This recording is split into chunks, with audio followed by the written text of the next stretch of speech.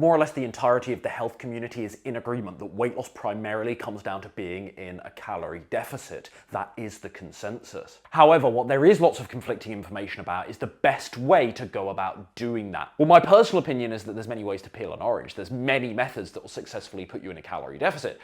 Are they all equally effective, healthy, sustainable? Well, that's another question entirely. In this video, I'm going to explain why a plant-based approach has been the most easy and sustainable way that I've personally found to lose weight.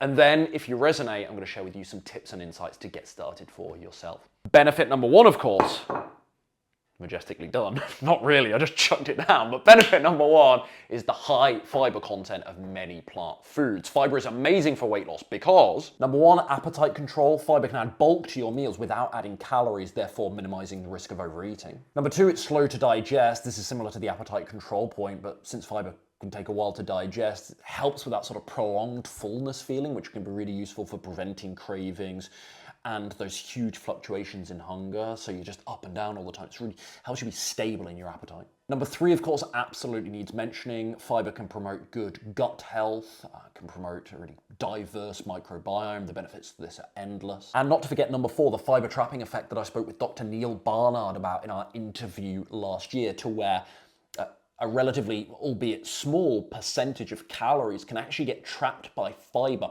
prior to digestion, preventing all of the calories from said food item from being absorbed. Huge advantage to weight loss, as you can imagine. So that's benefit number one of plant-based diets for weight loss. They naturally promote a high fiber intake because so many whole plant foods are naturally high in fiber. It's pretty straightforward.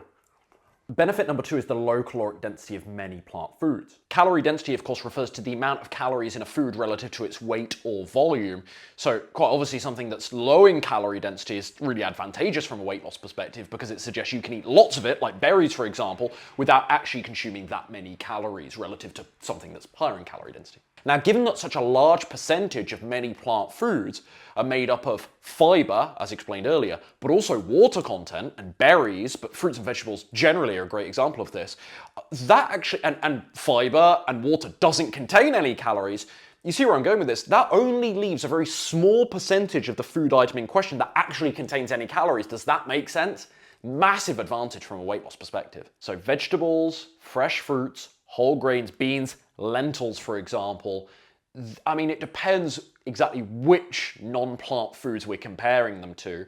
But let's say, compared to many of the other foods recommended under different nutrition methodologies, these plant foods are so low in calorie density compared to those. The implication here being, this is the beautiful thing, even if you're not fully plant-based and you don't wish to be, simply by adding at least more whole plant foods to your diet in replacement of some of the other stuff you're eating could considerably lower the calories, your daily calorie intake, without you actually having to sacrifice that much volume. So you don't have to eat less food necessarily. You will eat less calories, but you can still eat high volumes because of the calorie density of this stuff. So if you take those two benefits of number one, high fiber content, number two, low caloric density, I just think you've got this incredible combination of nutrition qualities there that make a whole plant foods led approach amazing for weight loss. And whilst I'm personally not trying to lose weight right now, when I was, this nutrition approach made it so much easier to actually get in that calorie deficit comparatively,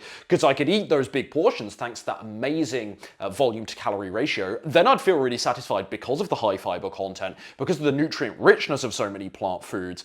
Win-win, right? And you take, this would be a really good visual if I had it here. I've done videos like this in the past, but this is approximately 50 calories worth of berries, right? You take the comparable amount of chocolate, it's going to be some measly, very insignificant amount of chocolate. And of course, we shouldn't really compare berries to chocolate because no one is saying that chocolate is a good method, a good food for weight loss necessarily.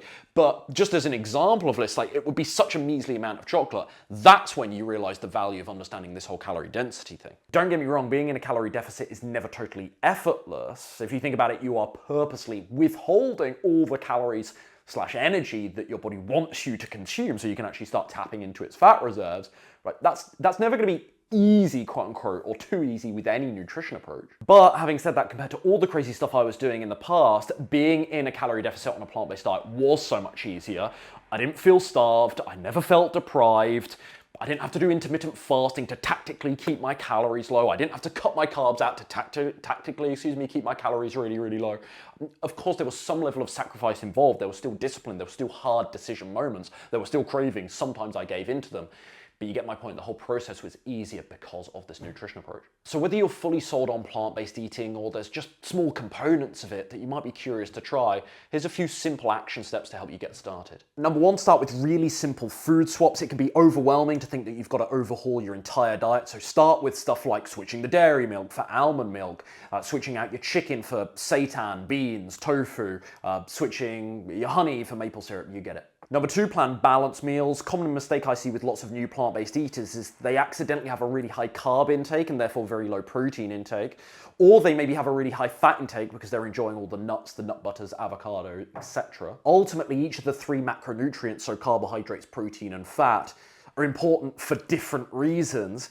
Having a decent balance, having a reasonable balance between the three is going to allow you to feel energized and better get all the nutrients you need throughout the day. I see a lot of people get this wrong and then blame the nutrition methodology overall, and I'm kind of like, you're making some really fundamental mistakes, and you're blaming the car instead of blaming the driver. I'm not sure about that.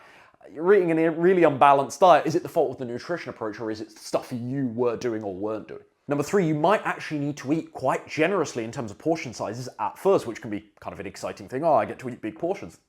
It's an obvious advantage, right?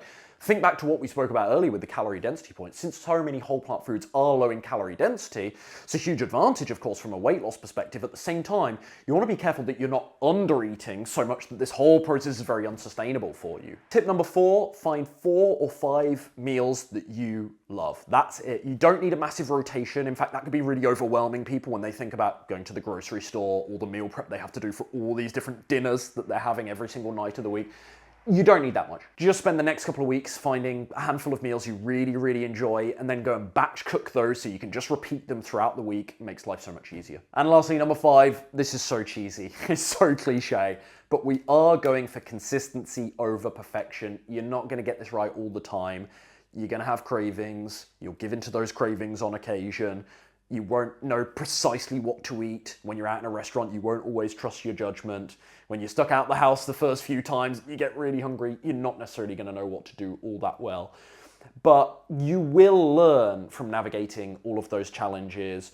And each time that same curveball, this is the silver lining, each time that curveball gets thrown your way again in the future, you'll have all this reference experience to know how to better navigate it the next time. So never expect yourself to be perfect and then get unreasonably disappointed when you didn't meet those godlike standards and expectations you had of yourself. Stuff will go wrong, but that's fine because you're in this for the long haul anyway. You're after long-term behavioral and habit change anyway. So if stuff goes wrong in the short term, it's really just a blip in your overall journey, and that's a good way to, I think, to frame things. Right, that's it. That's your fill for today's video. I hope this was useful. If you want to hire me as your personal coach and have me tell you exactly what and how much to eat, show you what to do for exercise, and most importantly, hold you accountable every step of the way, click the link in my description box down below to learn more about what it looks like to work with me.